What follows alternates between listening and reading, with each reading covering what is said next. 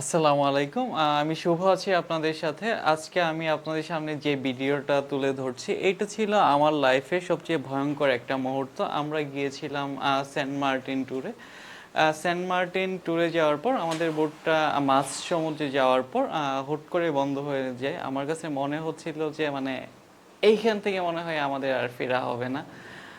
তারপর হচ্ছে আমাদের যে মাঝি ভাইটাকে দেখতে পাচ্ছেন, উনি কিন্তু হচ্ছে কাকে যেন ফোন দিচ্ছিল যে হচ্ছে আরেকটা বোট নিয়ে যেন হচ্ছে আমাদেরকে হেল্প করতে আসা হয়।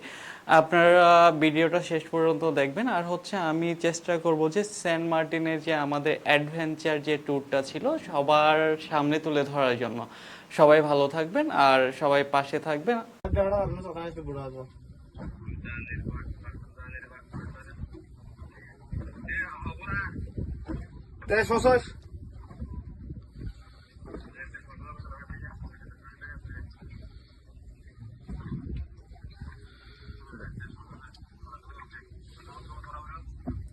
এই যে আসেন আসেন তাড়াতাড়ি।